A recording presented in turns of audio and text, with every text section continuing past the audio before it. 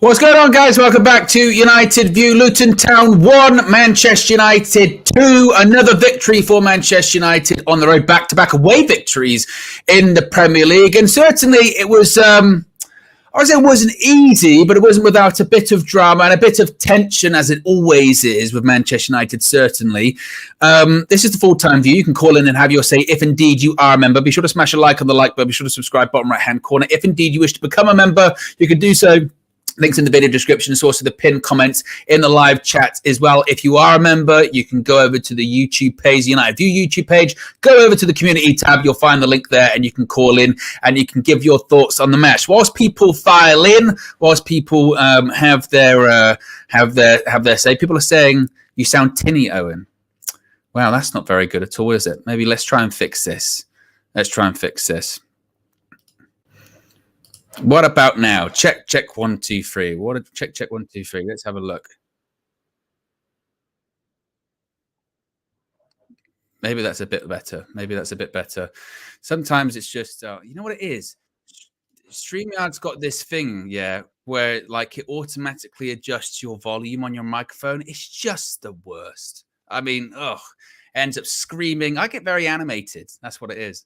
But nevertheless, thank you very much. How am I feeling on the game as well whilst people file in? I've got a lot of emotions. On this one. I've got a lot of feelings on this game. And my feelings are that, first of all, win. Positive. It's all about results. That's what it's all about. So win. We're in the top 4 hunt, as KG was saying. So happy about that. Rasmus HOJLUND, history maker. Indeed, that is what he is. History maker. Youngest player to ever score in 6 consecutive games. It's now 7 in 6 for Rasmus HOJLUND as well. Kobbie Mainoo is the best technical player we have in Manchester United, without a shadow of a doubt. But, and there is a but when it comes to all of this. First of all, I saw some people criticizing Erik ten Hag at the end of the game going, I can't believe he substituted Rasmus HOJLUND for Sofyan Amrabat against Luton near the bottom of the league. Embarrassing.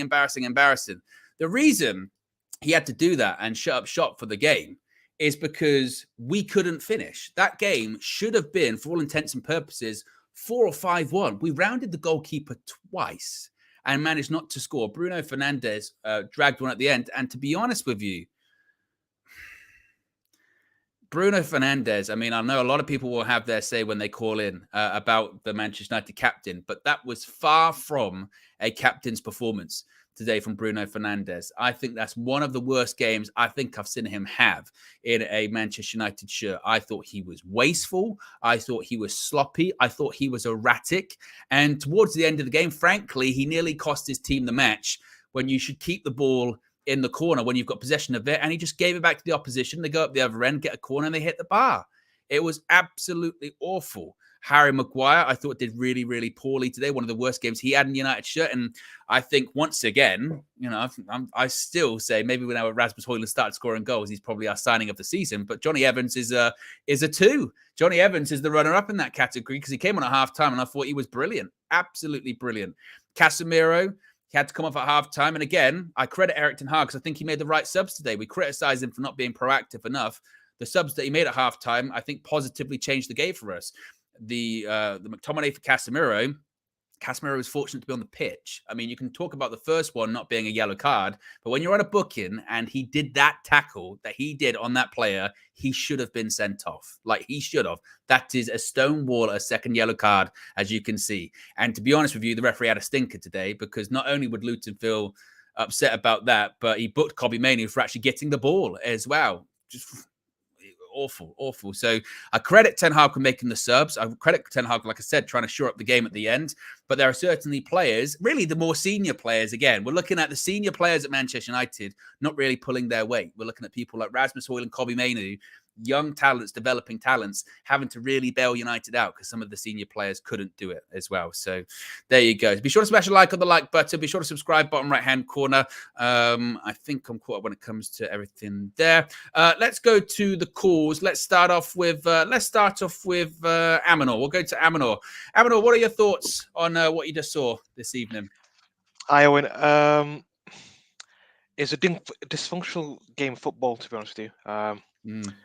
After we've got to put things into context. You know, We scored a goal, first goal, which was a mistake from Luton Town player, 1-0, and the second goal was a brilliance from HOJLUND in terms of adjusting his chest to hit the ball, bit like the shimmy from last week from Douglas Luiz, but obviously he did his shimmy a bit little better, Yeah, which yeah, resulted in a exactly. goal.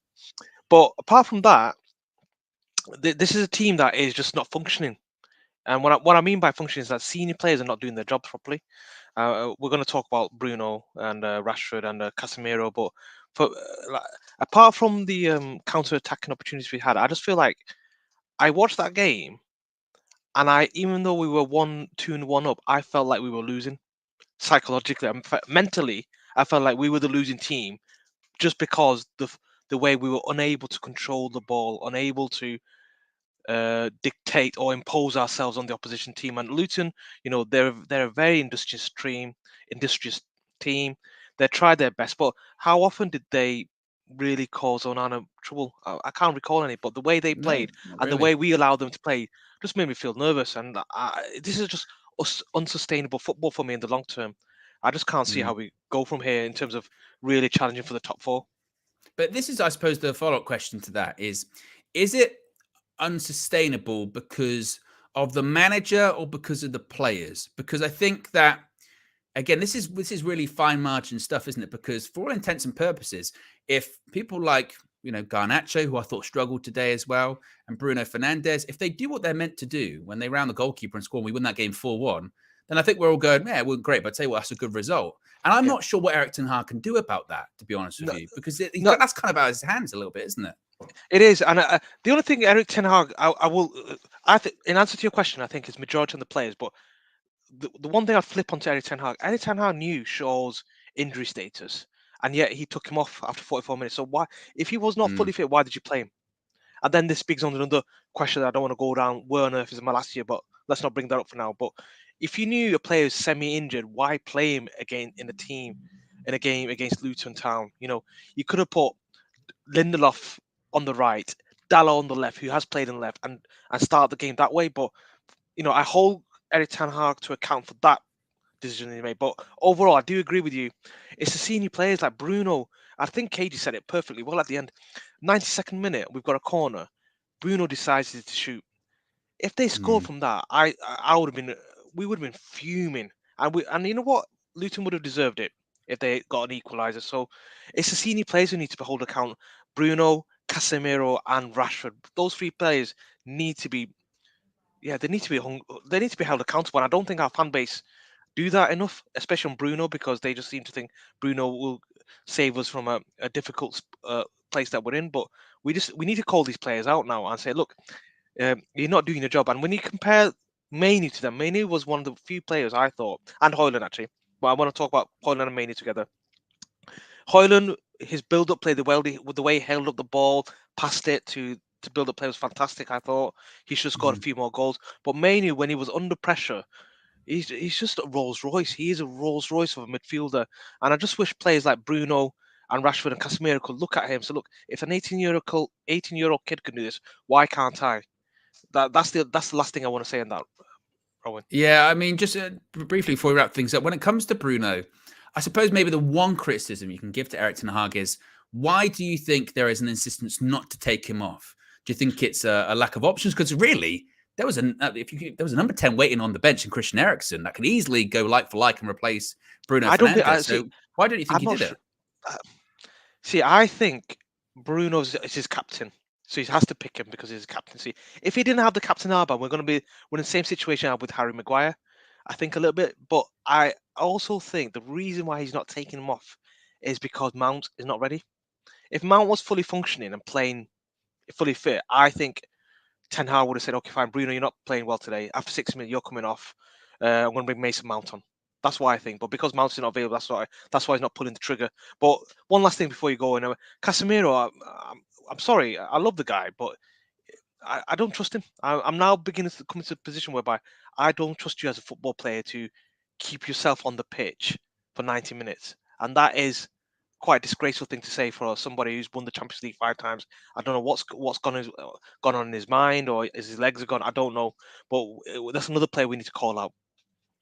Big up, Aaron. I appreciate you calling in as always. Super chat here from K Flow says United fans 1 minute want fluid football when you have Bruno Rashford who can't retain the ball or pass 5 yards. We look for blame every time. Now we blame Erik ten Hag for sure too. 3 weeks ago, no one thought we could win a game, let alone 3 in a row.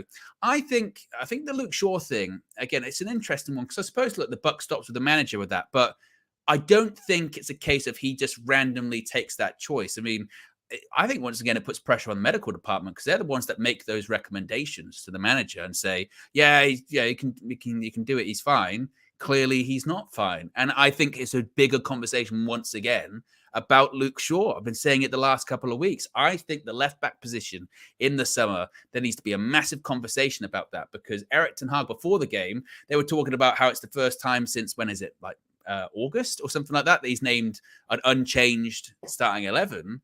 But if you're preaching consistency, then you can't rely on players that historically haven't been consistently available in terms of team selection. And Luke Shaw falls into that category. But again, it's one of those weird games today because we sort of we hung in there towards the end, but that game should have been dead and buried, 4-1, 5-1, and by proxy you go, well, from a manager's point of view, then those tactics worked because you should have had 4 or 5 goals, right? It's an interesting one. Let's go to another call. Let's go to Chalaboy Comics. What did you make of what you saw today? What did you make of it? So, a masterclass in how to mismanage a football game. That was like, honestly, I've never seen anything like it because in a game where we were meant to be 3-4-0 ahead, we found a way to make it difficult, for fans, I feel like, the advert that for the third kit that we wore today, where Keane is like, you signed the contract, we signed the contract to heart palpitations and heart attacks, this season, because I've never seen anything like it. And I think Aminal was correct in, putting the spotlight on our senior players. Bruno, it was shocking in terms of his decision making. Obviously there's some situations where a pass, won't go off, which again should be criticized, but again, you can live with that. But that shot he took when he had Dalot waiting, to recycle the ball, him and Rashford walking back towards the end. I know you're tired, but if Maino's running, if Garnacho, despite making long bursting runs back and forth, is going to run, you have to put in a shift yourself. So, I don't want to criticize Bruno for not running, but I started seeing him towards the end walking, maybe because he ran too much, and maybe that's a discipline issue on his side. But, I do want to shout out Kobe Maino for just being class, in the midfield. And I think a bigger conversation may need to be had in terms of in certain games, should we push Maino more advanced to make him be the final decision maker when it comes to playing the final balls where Bruno may be a little bit struggling. Again, we still need him, to sort of bring things up. So maybe we think about Eriksen, Casemiro, and maybe Maino. I don't want to, rattle the boat too much because we did win and it's 5 in a row. But I just think his intelligence is far superior to anyone else on the team. And then also shout out to Dalot, who defended well, played very well, and our center backs for the inbox defending because we needed every last header from each of them. So yeah, it's it's one of those where you're like, at least we won because we need as much of a buffer. Mina said 5 from 5, which is actually 100% correct. That's what we need before we go into the Manchester derby, because that could be ugly. But let's just take every game as it comes. But I'm overall happy with the result. But again, a big question marks need to come, with the decision making and the game management of that team. Yeah, I mean, let's talk about some of the attacking points, I suppose, that we've got from our disposal, because we're now in positive goal difference. It's a miracle. +1. Hell yeah. Exactly, +1. But recently, we have started scoring more goals. And once again, today, it's not of a case of not creating chances, because we did. Yeah. We created some real gilt-edged chances. I mean, Rasmus Højlund's made history today. He's the youngest ever player to score in 6 successive Premier League appearances, surpassing the previous record. He's got 7 in 6 now. 6, yeah. When it comes to Højlund, I mean, we kind of spoke about this last week, shutting the doubters up, shutting the haters up. But once again, he's scored 2 different kinds of goals today. Different kinds of goals, exactly. Just how good do you think he can be? Can he keep this up, do you think? So, that's a really interesting question because when I first was watching HOJLUND, I was like, raw potential. You can see he has some quality, but I was critical of his inbox movement. I was like, he's not making, too many, second or third movements in the box.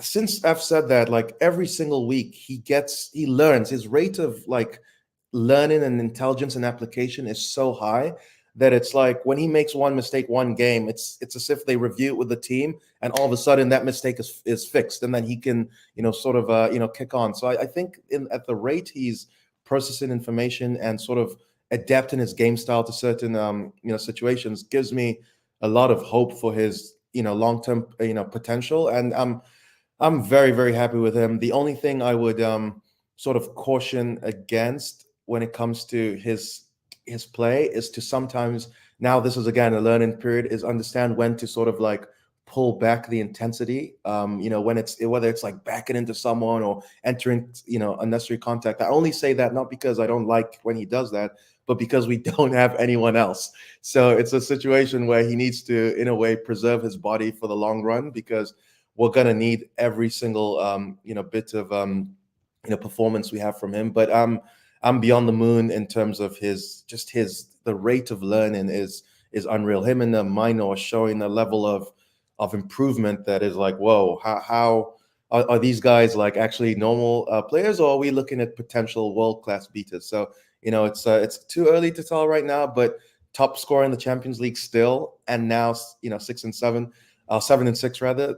The guy's cooking. So we're smelling what HOJLUND is cooking for sure. There you go. I like that. And finally, Johnny Evans came on, and I think HOJLUND's now firmly, signing of the season for us. Not that that's a super high bar, but Johnny Evans, is Johnny Evans still our runner-up? Because he came on, and once again, we talk about being composed and technical on the ball. Johnny Evans still got it. He really does still got it. He's a Rolls Royce. I know we're saying Romano's a Rolls Royce. Johnny Evans is actually just an older model. Older model, exactly. Older model, legacy model from the rap videos from the 2000s.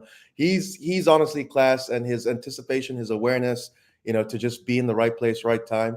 It's a shame that we're seeing Johnny Evans and Varane like a decade too late, because that could have been an amazing partnership. So I think he is. That's why when Lisandro Martinez went down, I was actually expecting Johnny Evans to come in and be the left center back. Now, whether or not that's going to happen with Maguire's form and stuff, who knows? But I'm always I'm impressed with him. But before we go, I wanted to just touch on something you said on last call with regards to Luke Shaw and his decision to play and the injury. Obviously, I think Ten Hag and the medical staff, like you said, and Luke Shaw probably had a conversation and were probably like, how long can you go? And it's probably like, let's go halftime. Let's try get a big lead. We'll take you off at halftime. Let's play. And what was so frustrating about that is the lack of empathy when it came to the other players surrounding Luke Shaw, because you have a guy who's pretty much playing on his limit, and he's made 2 long bursting runs into the box. And for Bruno to pass a terrible ball, into Shaw, and I think Garnacho also missed one, and maybe Rashford. There were times where Shaw was sprinting so hard, and you're like, just give him the ball. He's made this effort. He's on his last legs. Reward him for this, this effort.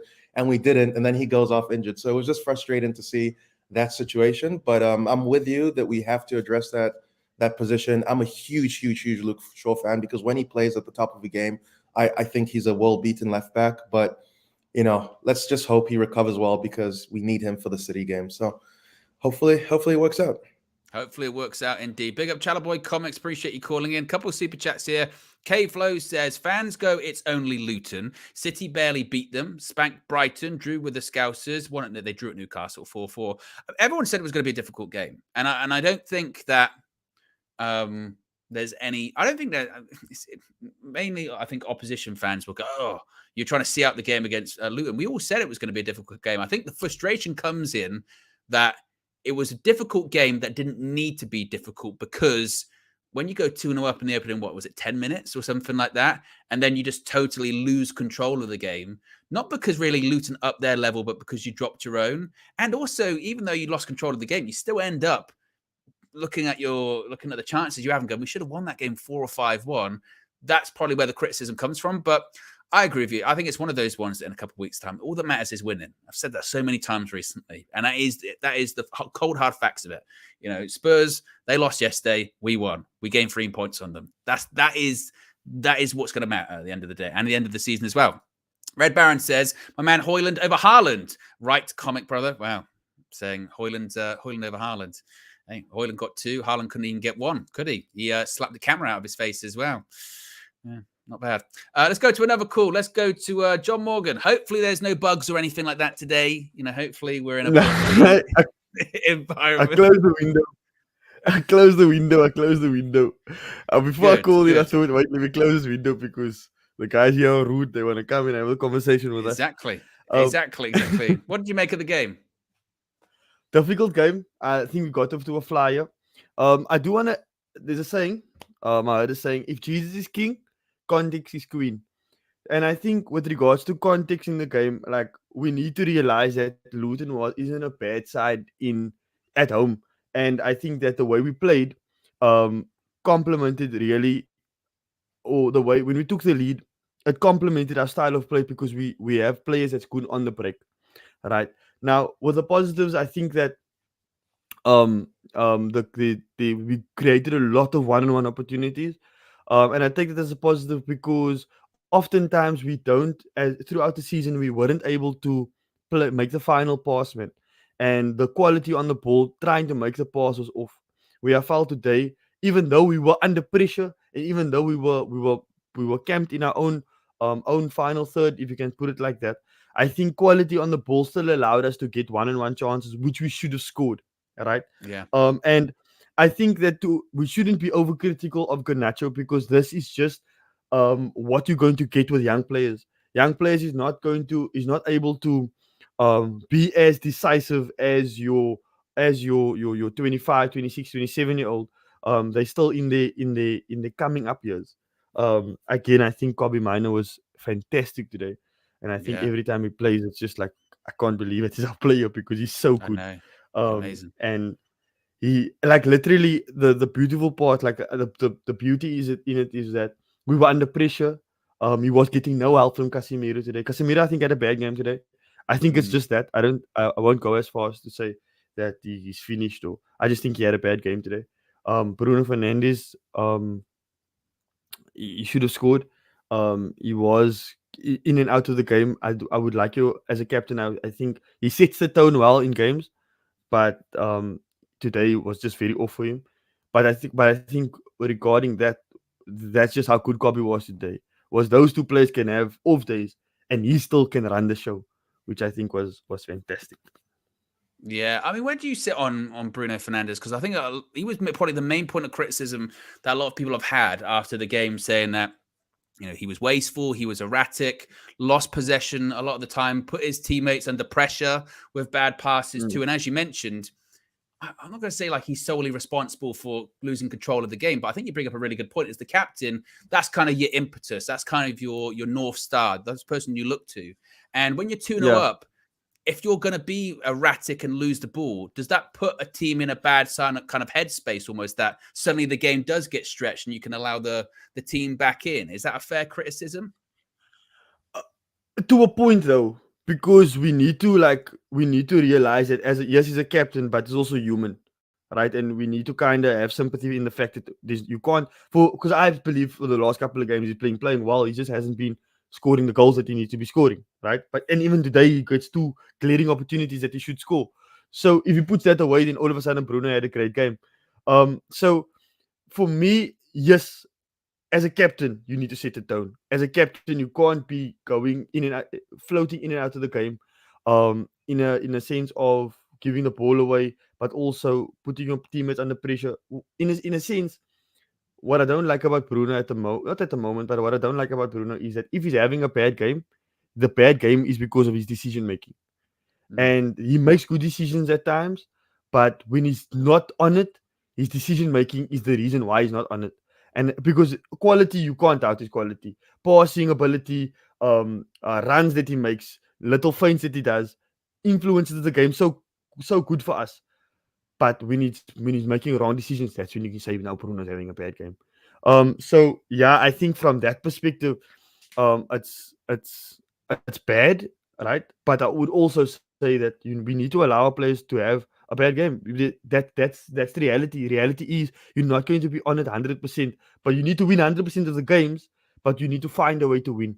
And I think when you have a player like Johnny Evans, I think you mentioned it, a player like Johnny Evans coming on and making Maguire. I think Maguire's having a good season, but he makes Maguire look like he should be the second choice to Maguire. Sorry, he should be the first choice. Harry Maguire should be the second choice to Evans because he came on and he was just so intelligent. He was so assured at the back, and for as it Johnny Evans playing is a state of our club. That is the state that we're in at the moment. All right. Yeah. But just because that's our state doesn't mean he can't take responsibility and pull off a performance that, wow, oh my goodness, like literally everything he done was immaculate. If I can be honest. Yeah. No, I totally agree. I mentioned it during the game that he came on, and as you point out, just a couple of touches, or he'll get the ball, he'll pass it out from the back, or he can play under pressure at certain points as well.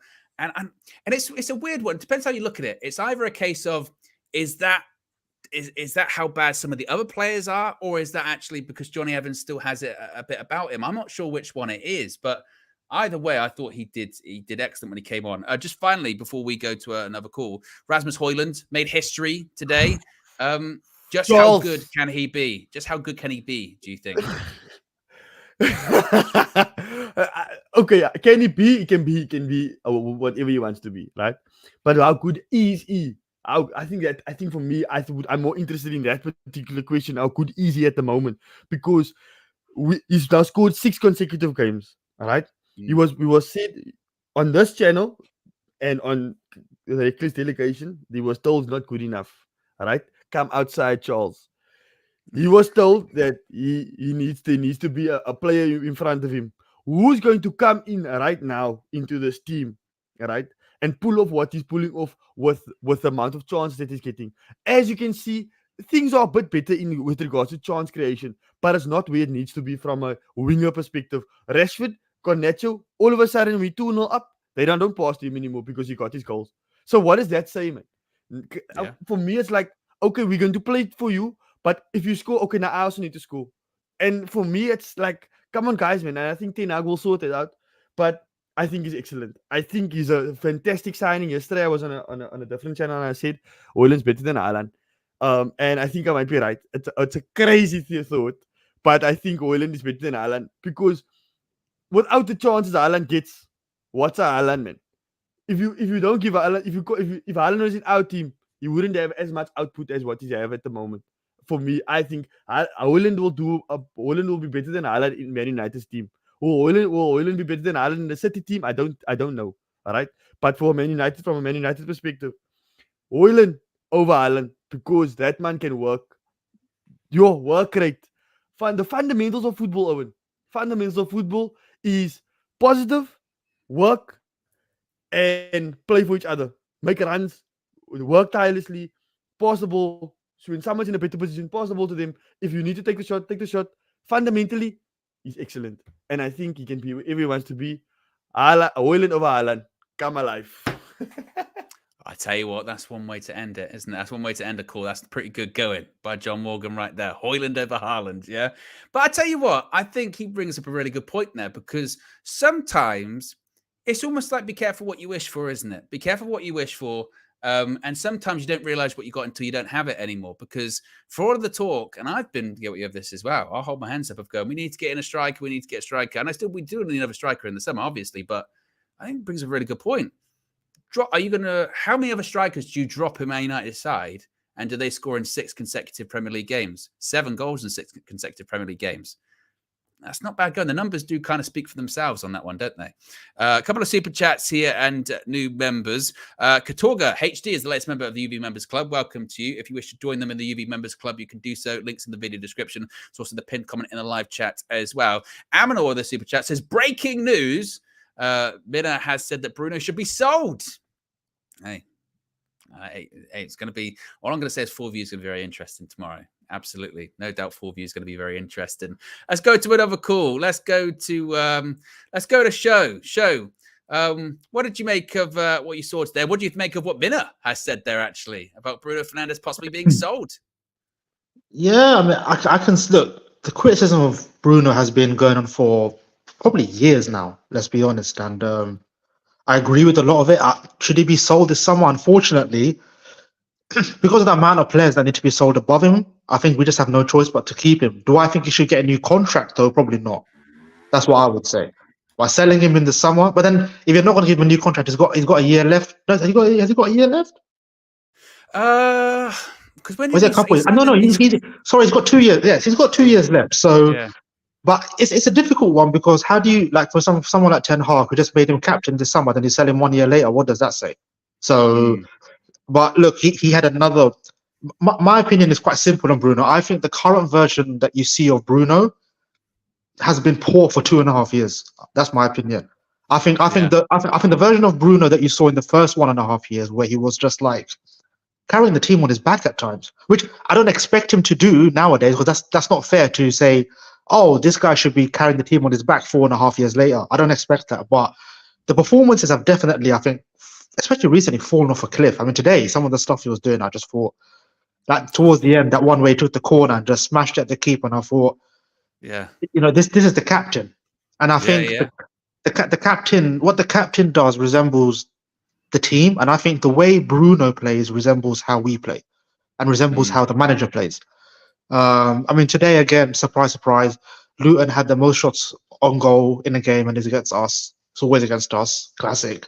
And look, the 3 points were great.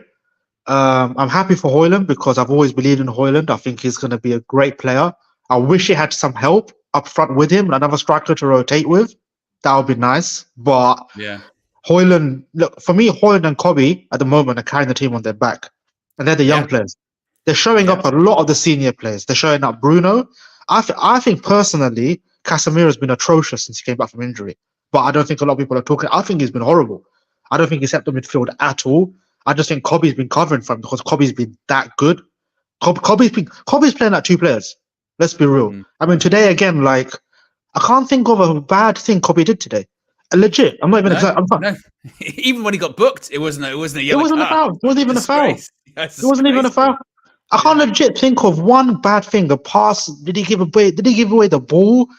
Was he positionally incorrect? Like, I mean, and even sometimes, and this is what I did going back to Bruno, and I've noticed this a couple of times in the game, and it started making me watch it more often, because sometimes Bruno will make a pass that counts as a successful pass, but he puts his teammate under pressure and they give it away, or they have to do the foul, whatever. And you look at him and you go, Bruno, that's on you. You put your teammate in a really bad position there with that misplaced pass. And I don't know. I look at us being in control of the game, 2-0 up, and then losing control of the game. And I think when you look towards your captain, who is so out of control and erratic, and I go, well, there's got to be a kind of correlation involved in that, because it's not, like you say, you're looking towards the youngest player on the pitch. For us, he's the most calm and composed player, and it got to the point where we had to bring on, 36-year-old Johnny Evans to have a bit of composure as well. And that's my concern, is that I still think, like we've said so many times before, there are fundamental problems with the tactics in terms of conceding chances and shots. But that's a 4 or 5-1 game that wasn't 4 or 5-1 because, I mean, I think Garnacho struggled today, so maybe you're not a senior player on him. But a lot of the senior players didn't pull their weight. And, it's infuriating at points. I mean, look at Rashford again today. Apart from, since he came back from that being dropped, that goal against Wolves, apart from that, I think he's been non-existent or poor. He's not improved since he got dropped. Has he? Rashford's performance? I don't think his performances. I don't think he's come back with a bang and proved a point to everyone and said, "Look, I put my head down now. I've really improved my performances." I don't think he's shown that today. Again, the way he fell down in the first half from that slight bump on the head, I thought was kind of embarrassing. I'll be real. Yeah. And like, the senior players are being shown. Like, you want the senior players to guide the younger players, and that's where I really feel sorry for HOJLUND and Kobe, because they deserve a bit. Better mentorship at the club. Look, my thoughts on. Look, I don't think this kind of football is sustainable. Look, I mean, we've won our last 5 in a row. Fantastic, yeah. Like you keep saying, the results. We need the results, but we faced almost 100 shots in our last 5 games. 100, right? And I just think if you come up against better teams playing that style, eventually you're not going to lose. You're going to get battered. Because I just think when you encourage that many shots with the way how we play, when you play against the better teams with the better attacks, with the that can cut you open. Like we've got City coming up in 2 weeks, I believe. Mhm. I think if you encourage 20 to 25 shots against City, you're playing with fire. Now you could face 20 shots and get out with a 1-1 like Chelsea did yesterday. It's possible. Of course you can. We've seen it. Or play on the counter, which is largely what we did today, and we did at Villa Park, and we won the game. I mean, and this is the thing too: is if we take our chances, I don't know if we concede that many shots though, because the game dies off. You know what I mean? Whereas, like once again, we found ourselves in a position today where the last 5-10 minutes of the game are chaotic. You know, but how many corners did we concede in the last 3 minutes alone? It must have been like 4 or 5 or something like that. And I think it just goes back down to it's management. We can't manage a game. And when you're looking in like the engine room, how to manage the game from your captain, he wasn't doing it today. And the senior players who you look to control the game, they don't do it. And I think that's a common theme throughout the whole season. And I don't know from Ten Hag's point of view, apart from taking them off, which he should have done today, like Bruno Fernandes should have took off Casemiro. I'm not sure what else he can do in that aspect. No, I think the changes wise, I'm not that critical of the changes today. My problem is, look, if we go to City in 2 weeks' time and they have 65% possession, that's cool. They do that against everyone anyway. I'm not sure how else we could set up there. Doing it against City and Liverpool, I don't have a problem with that. What I have a problem is we're going to Luton. They've got 58% possession. Again, they're not even a possession-based team, and they've got 58% possession against us, and they faced over 20, and we faced over 20 shots against Luton. So it's happening against bottom half teams. I think if we go to a Liverpool, Arsenal, City, Newcastle's like a tough place, like you said, Villa last week, you kind of go, all right, you kind of have to accept it. What I can't accept is when you're going to grounds like Luton, which, yes, they have made it tough for teams, but even the teams they made it tough for were the ones dominating the game and Luton playing on the counter. Today, Luton were pinning us, especially the second half was a lot better, but the first half was ridiculous at times. How Luton were pinning. Luton had 65% possession at a point in the first half. 65 Luton, like that's nuts to me. That's why I think that kind of football in the long term, I'm not a fan of it, because in my opinion, and people are going to find this a controversial take, I don't see the football I'm watching right now and see any difference from Jose or Oli. Zero difference. Controversial. But that's what you are, Shay. You're a controversial fella, and I appreciate it. I appreciate you calling in, Show Raven, as always. We got a first-time caller here, folks, yeah? We got a first-time caller. He's new into the football content space. I don't know if we've ever heard of this guy before. Called Fleck. Now, I don't know. Welcome to the channel. You don't look happy. So speak your truth, my friend. I'm not. I'm arguing with people online now as well. I'm fully in the bag. I am. I'm on Twitter where I am being a bit passive aggressive. Like I'm just trying to wind people up. Like, because I know what some of the problems are. But I'm so mad at these players today, bro. Like, I feel like there's a lot of people that have made their mind up that Ten Hag's a shit manager and they want him out. No problem. Yeah. And when you see, some of the possession stats against Luton and stuff like that, I hear it. I get it, right? Yeah.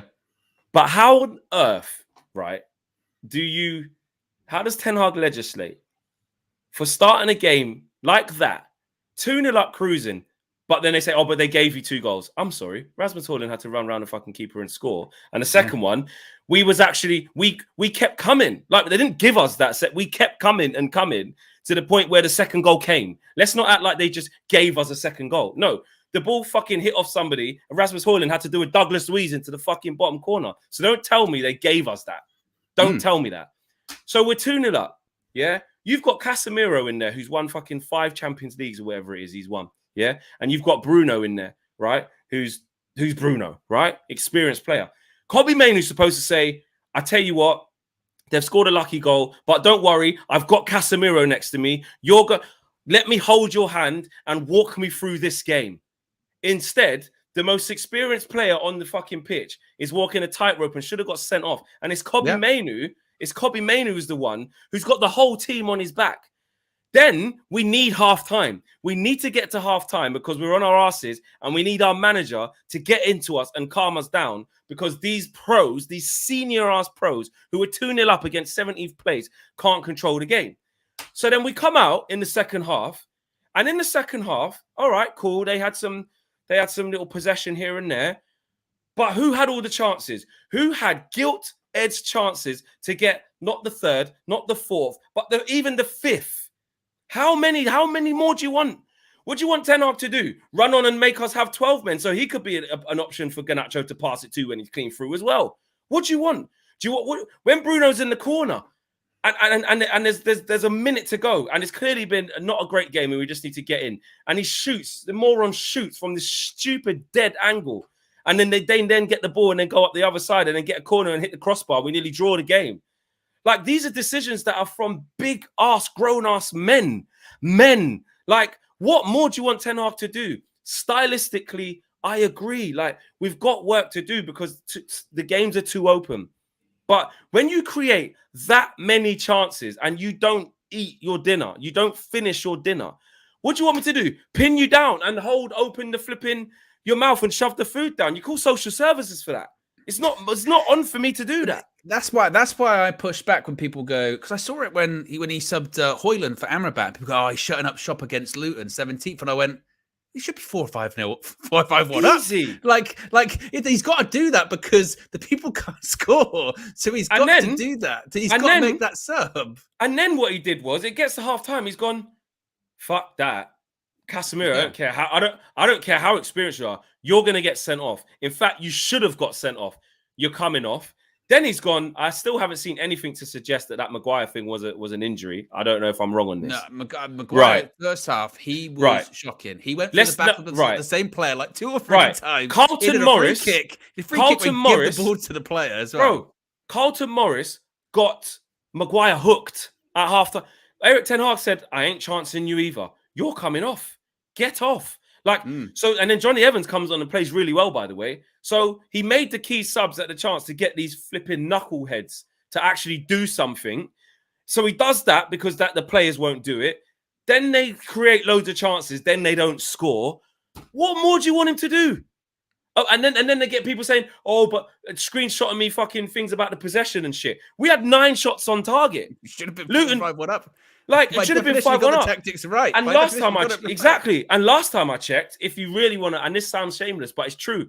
Last time I checked, I saw flipping Spurs get out with a narrow win against Luton. I saw Chelsea get out with a narrow win after being up cruising. I saw Liverpool have to score in the last fucking minute. I saw Arsenal cruising and then they had to score in the 90th minute. So let's not act like everyone goes Luton and beats them 5-0 with bare possession, because they don't. They don't. Exactly. So what do you want? And we should have. And we should have. And genuinely, we should have, because of the chances that we had. That's why I look at it today and I go, maybe the only criticism you can say of Eric Ten Hag is, why'd you keep Bruno Fernandes on the pitch? You should have. I agree. He's been an absolute disgrace. You had Christian Eriksen. You could have just swapped him. You know, I know people go legs, but Bruno Fernandes. I mean, the only legs he was utilizing was because he kept giving the ball away, having to chase after the ball flex. That's why he was tired. That's why he was tired. Kept chasing the ball that he kept giving it away. He was shocking in that game. But listen, I don't want to take up too much of the caller's time. Everyone gets their few minutes and stuff. It's not my show. I just had to. I was enraged, and I'm now arguing with people online, and I'm coming off. I'm coming off of X because I'm arguing. It is 4-4, and we had to pull that back to get to Spurs. 3 points behind them. It is what it is, isn't it? But we are in big trouble though, because left back. I don't know now. And that pissed me off as well. I tweeted before. I said the only thing that worries me is Luke Shaw properly fit off before halftime. Like, what's happened? What's happened? And why on earth did we send Regulon back? I see people blaming Ten Hag for that, and I didn't. Maybe I'm being too kind here, but I kind of do feel like the medical department would probably give like, yeah, he can make it. It's fine, you know. So I don't know about that. But why do we send Regulon back? Why? Well, that's the bigger question, isn't it? He's chilling at Brentford. Regulon back? Why? And we need to have a long conversation about Luke Shaw. I really think so. Yes. We'll save that for the full view. There's a lot to talk about. But listen, big up to all the callers. Smash a like on the video. Subscribe to the channel if you're new. I can see you guys. Big up to Sean. Big up to Lucas. Big up Chalaboy Comics. Big up Connor. Big up Malcolm, big up Marcus, and everybody else watching, man. Big up to you guys. Love you guys. I'm out of here, man. Take care. Yeah, Flex is out. Flex is out. Big up to Flex. Super chat here from John says, Flex correct. Players not smart. They would not survive Pep's tactical classes. Players not good enough for high intellect tactics. Indeed. We've got nearly 900 people watching. Only just over 200 likes. If you haven't already, click the like button. Be sure to subscribe as well whilst you're at it. Let's go to another call. Let's go to Sean. Sean. There you go. Sean is saluting. What did you make of what you saw today? Do you know what, Owen? I was going to say a lot of things, but Flex just said all of them for me. Big up. That's exactly what I was about to say. Look, it's a win's a win, and we should be happy. But that should have been 4-1, all right, within the hour mark, as you said. We had an XG of 3.65 today, Owen. 3.65. We've not had an XG like that in matches. And as Flex said, and listen, Luton beat Newcastle there as well. Teams have come there and genuinely struggled. And yes, we didn't have the possession to back it up. But as you correctly pointed out, we would have had the possession if we had killed off the game early. And I have a lot of things to say about a lot of the senior pros, especially our number 8, who I, as you know, greatly admire. I'll take the win, and there are positives. But there are a lot of negatives as well, and a lot of things for Ten Hag to genuinely think about. And if anybody thinks that this is somehow the manager's fault, they've just got to give their head a wobble. Yeah, I mean, talk to me about the number 8 then, because like you said, you've many times been very full of praise for Bruno Fernandes, praise for his leadership, praise for his goals and his assists. But what did you make of what you saw from him today? You see, I mean, like, there are 2 types of attacking midfielders in the world these days. We don't have the likes of Mesut Ozil anymore. We don't. We don't have those classic number 10s. They're either chaotic or they're cultured, if you will. The likes of Odegaard, the likes of De Bruyne, they fall under cultured attacking midfielders, where they prefer keeping the ball. They prefer retaining possession. Bruno is chaotic. He always has been. Whenever he was brought on since the early days, because our tactics at the time relied a lot on individual brilliance and counterattacks. I'm not going to say transitions because they're not the same thing. We saw the best of Bruno. He was unbelievable, and we'll forever be grateful to him for genuinely salvaging that season and helping us a lot. And I do think his leadership skills do go underrated. But when he's on the ball, the sort of decisions he makes, they're just terrible.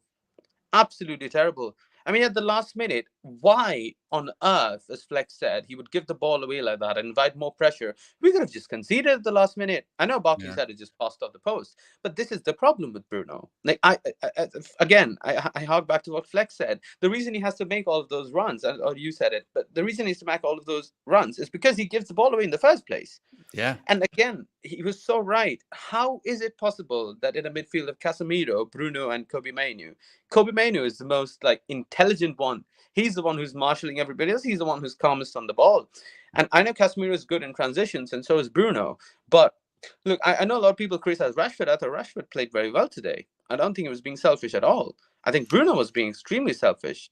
I mean, I think Rashford was just Marcus Rashford today. You know, yeah, I think he's always been that. Yeah, exactly. To be fair, but 2 gilt-edged chances. And look, I know people will go on to Garnacho for that chance, but again, the thing with Garnacho is he's a young player.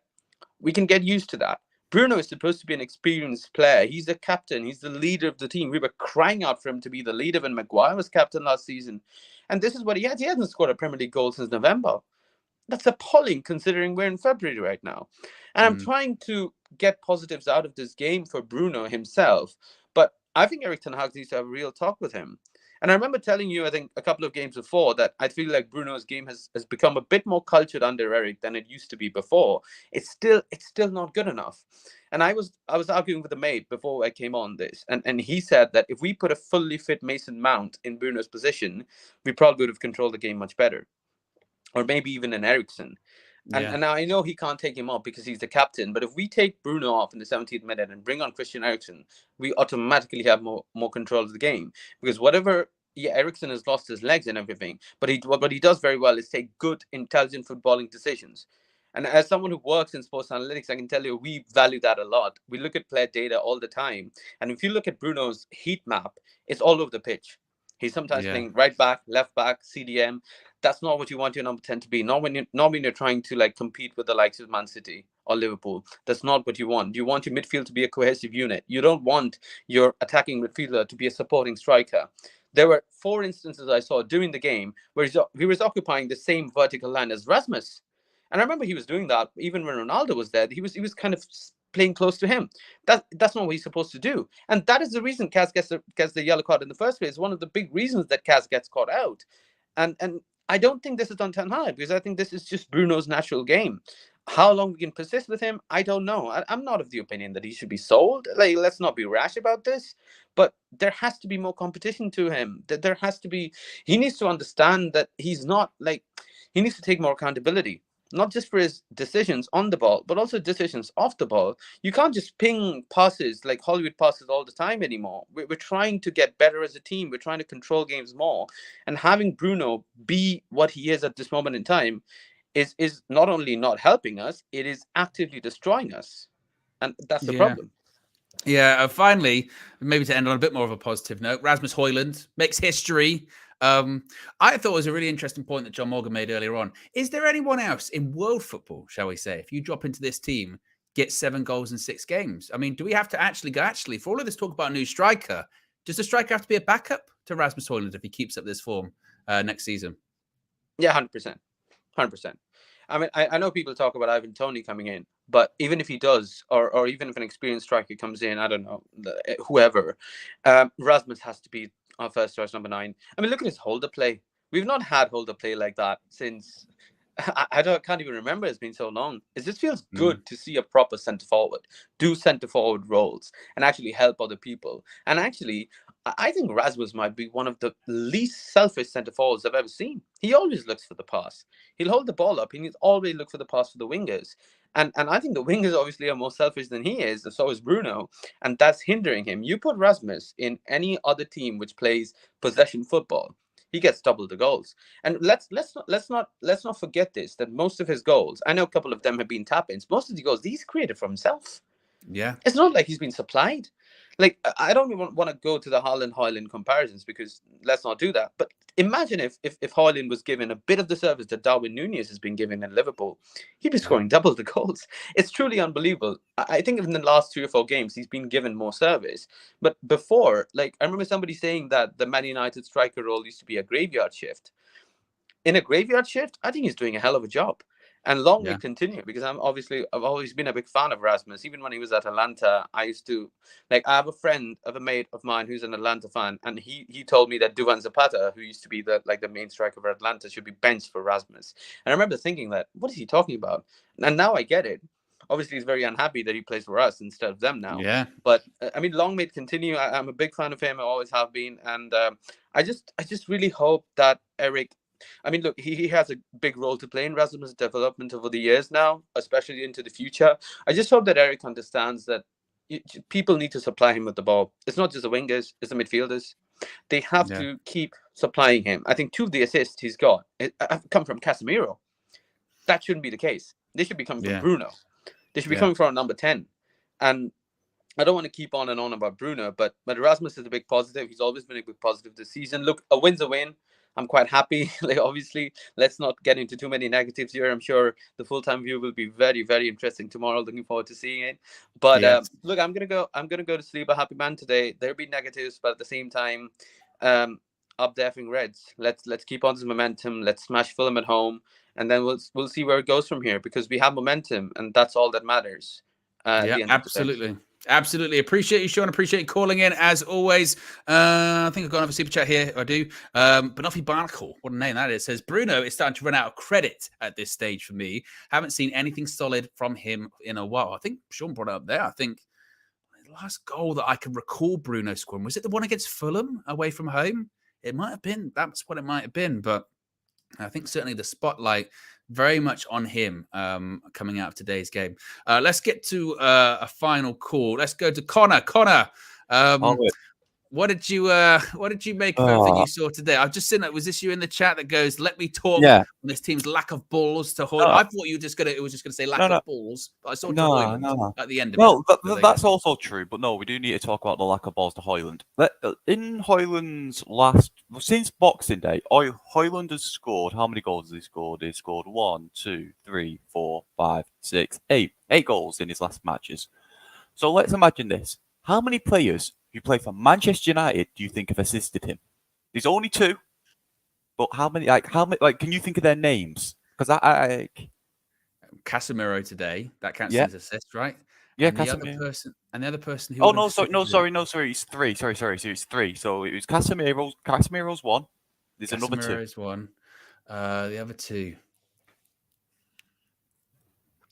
I'm gonna go with Garnacho. Correct. Today when he did his shimmy, didn't he, on his chest? Yeah. And the other person is is it Rashford? I think it's an economical Maguire against West Ham where he heads the ball back in. All right. Yeah, the economical Maguire. But no, it's funny because when you look at that, it's 3 United players: Casemiro, Garnacho, and what was his face? Maguire. Centre back, winger, and CDM. They're the ones you want to assist in your striker. When did Rashford get his assist? I might have missed a Rashford one, boys. I'm counting Premier League matches, but was it Rashford that got the assist, or was it not? Was it not Casemiro that got the ball, played it to? I'm trying to think of the one against Wolves. Who was that one when the ball sort of squirmed in against Wolves? Who did that come from? Was that Rashford? No, I don't. There was no assist for that one. Oh yeah, or maybe they're thinking of maybe. No, I can't think of the Premier League again because he's only just recently started scoring in the Premier League. I'm only counting the Premier League recently because that's the one I'm going over. But anyway, we go on to this. We go to where he got his first goal. That was actually an assist from John McGinn. His one versus Tottenham was when he picked up the ball and then scored himself. Then the one versus Newport keeper spills it after one of our players went through it. He scores that. Then we go to Luton today. The Luton centre-back got the same amount of assists as Garnacho. You know, it's just a bit interesting that in the Premier League for Hoyland. Yeah. I just don't understand how we can have wingers that don't see their striker as being the option. But also, another point we need to go to, Colby Mainu. He's amazing. Yes. Colby Mainu. That's a good point. No. Right. Do you know our entire team, like, apart from Darlow, Garnacho, and Hoyland, their combined age adds up to 203-ish. Like 203 years of experience of being footballers, and Colby Mainoo's 19 and has more experience than all of them today. Colby Mainoo looked like the only player out there who actually had some sense on what he was doing. When you look at, I don't want to be too negative because it's a hard place to go and get a win this season. Like a bit like where was it? Nottingham Forest last season. Teams are going there and getting smacked. Luton, same things happened in this season. But Colby Mainoo is so good. Like, he's obviously my profile picture there, but I do want to change that, actually. There we go. We'll fix that. I've found that. I just like the picture. It's just nice to have. But, he wants to give me an internal ban. Well, we can retaliate. But no, Colby Mainoo is amazing. I feel like Colby Mainoo needs to be given, obviously, an extension on his contract. That needs to be sorted. And we need to build a team around. Do you know that picture of them 3, Garnacho, Hoyland, and Corbett? They're the structure for the next 10 years. We don't care about any other player in that team. They're the structure for the next 10 years. Obviously, bring more youth players through, but they're the structure for the next 10 years. I feel like it's just that simple. Like, Ten Hag, if he wants to obviously build his team around certain new signings, go for it. But Colby Mainoo, the sky's the ceiling for him in his career. I don't genuinely know any other, who's a better midfielder than him, youth midfielder coming through. That's a good point. I mean, to be honest, it's not even necessarily the comparison of people externally. It's the comparison of people internally. I think that's the crazy thing, because today's not an outlier. Today's not an outlier in the sense. Yeah, I remember when he made that with the Premier League first start against Everton. He was the best midfielder that day. Like, he regularly does this. Like, he regularly does this. And again, I don't know whether that's because Kobe Mainoo is a great, I think, and I agree with you. I think the sky's the limit. And I don't know if it depends how you look at it. Do you look at it as he's that good that he's looking so much superior technically in terms of composure, or is it because those senior players are so, I don't want to say bad, but it's a combination of both. Because they're not up to the standard that they should be at, that he looks even better in front of them. But when you look at him when he's playing against Premier League midfielders, like against other players, he's not looking fazed by them. Like these all season long, I've only spotted one mistake that really messed us up, was when he accidentally gave the ball against West Ham and they scored. Yeah, and that will happen. Like that happens to anyone. That happens to every player. But guess what? We were still 1-0 down by that point. We still weren't fighting in the match at that point. All that he did was just nothing, like in my mind, because when the team don't show any fight to begin with, what's one extra goal going to do? Yeah. Make our goal difference +1 instead of +2? Because that's all it's done. Yeah, well, exactly. I have a question for you. Go on. Do you think Rashford like you were talking about Rashford and you were saying that? Do you think Rashford's become less selfish? Because I think he's becoming more of a team player, which is not getting him his cut inside and shoot more. He's just becoming more of a player that lets people play through him now instead of being like he was before. Like, because when you look at him before, he was more greedy. He was less, what a plaster HOJLUND. In the past couple of matches, I was criticising the wingers before, but he's looked a bit more of a team player since the night out in Belfast. I don't know. I don't see massive amounts of improvement, to be honest with you. I still saw him. Well, I even saw him today doing kind of, like I said, kind of just the same stuff that he always does. I mean, and he plays the percentages because sometimes he does get the shot off. So for today, he got the shot off. A keeper made a good save, but he is very. I mean, we criticize Anthony for being very predictable. That he picks up the ball, cuts inside, and then either pass it backwards or take a shot. Rashford's not far off when it comes to how predictable he is. Because he picks up the ball and he runs and he goes into a blind alley, or one that annoys me so often, and we're playing on counter-attack today, he slows the game down sometimes as well. Like he'll get the ball, runs with it, and then he stops, and you're going like, you're allowing. That's why I say like, that Anthony kind of does a similar thing there. Rashford's better than Anthony, but it's still similar. It's similar, and I just think that I feel more. We need to bring Garnacho up as well. He got his assist today from that shot that went off of HOJLUND's chest when he was reenacting Douglas Luiz's celebration. But when are we going to see Ahmad? Like, we can see him on the sidelines. We just can't touch him. We just can't see him get a touch of the ball. It's honestly so... What is the right wing pecking order? Because in my mind, it goes Garnacho, Ahmad, Palestra, Rashford when he's not playing on the left, then Anthony. Like, because I don't understand Anthony in my mind. It's weird, isn't it, actually? Because you bring up a good point, because as much as Ahmad's not coming on, and he should, and I agree with you in the sense of he should come on and give him a chance, it's quite a big indictment, really, of like Ten Hag. Did he bring on Anthony in the last game? I forget, but yeah, no, he's going like really nowhere near him. In terms of like, Garnacho's fully the starting right winger at this point, and Anthony can't even get a sniff. And that's, I mean, this is a guy that Eric Ten Hag bought for £85 million last season, and he's done with it. Do you know what I do with Anthony? Anthony, right? I just stick him in the gym. Do you know, like that old Brazilian player Hulk? Like, stick him on his gym regiment. He enjoys tracking back.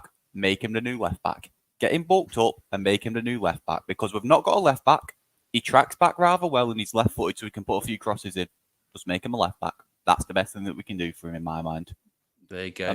That's my final point. Just make Anthony a left back, because then he can't ruin our attack. He can't just take a crap shot and it go into Rose head.